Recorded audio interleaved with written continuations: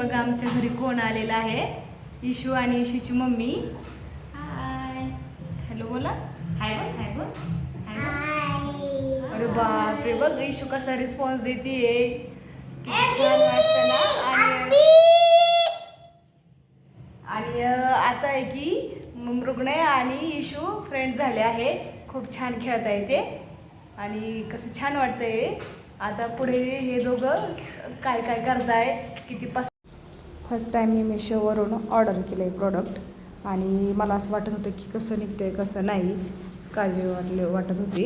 आणि त्याच्यानंतर मी ते ओपन केलं. ते खूपच पॅक होतं, काय लवकर उघडतच नव्हतं मला.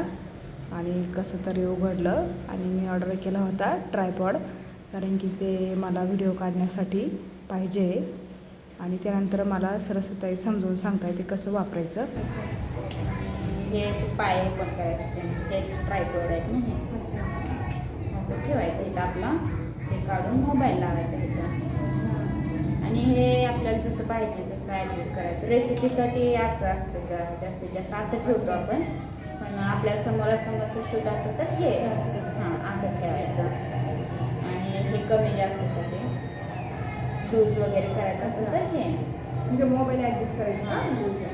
पण नाही या एवढ्यात मोबाईल बसत नाही. काय करायचं, हे असं ओपन करायचं वरती, खालचं जास्त ओढायचं नाही. त्यानंतर मग मी बघत होते ट्राय करू मला जमतं की नाही जमतं, कसं आलं आहे की रिटर्न करायचं परत, म्हणून मग मी ते ट्राय करत होते.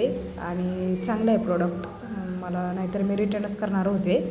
पण ठीक आहे, जोपर्यंत चालेल तोपर्यंत चालेल, काम होतं आहे तोपर्यंत. नंतर बघू मग एखादं दुसरं घेऊ, पण सध्या ठीक आहे. आणि असं मी माझं ट्राय करत होते आणि मृगनय पण पोज देत होता तिकडे.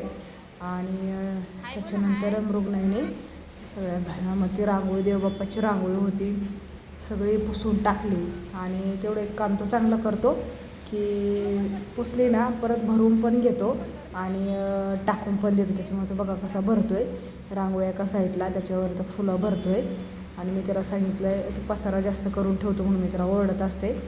मग तो त्याचं रांगोळी पण पुसली आणि आता भरून टाकतो आहे. मी भरल्यानंतर ते एक छोटीशी कॅरी बॅग आहे त्यामध्ये तो टाकून देतो आहे, बघा कसं.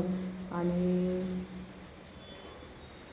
भरतो आहे तो. आणि तसेच सगळ्या घरामध्ये पसारा पडलेला होता. ते पसारा बघूनच अशी मला चक्कर येते की किती आवरायचं दिवसभर ना, काय करणार आहे. आणि बघल ते मृगनय कुठे गेला तर मृगनयने बघा काय करून ठेवले पुढं सगळं. त्याची सायकल आहे, सायकलमध्ये त्या डिक्कीमध्येच सगळा कचरा टाकून दिला.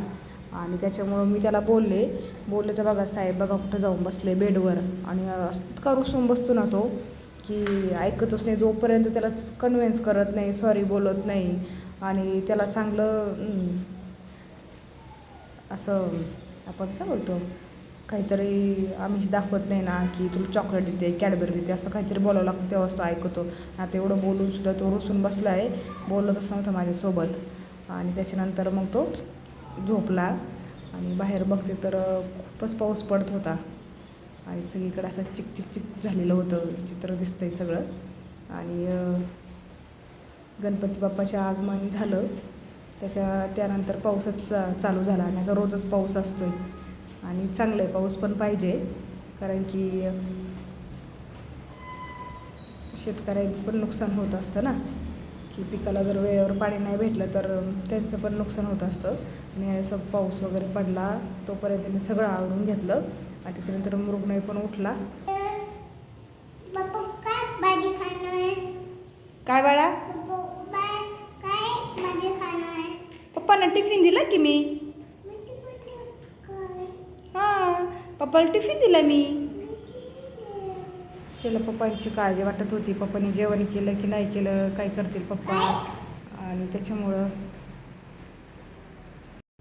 म्हणून विचारत होता तो. आणि त्याचं पण आवरलं मी, जेवण वगैरे झालं. आणि त्याच्यानंतर तो रेडी होऊन आम्ही गेलो होतो मधुराच्या बड्डेला.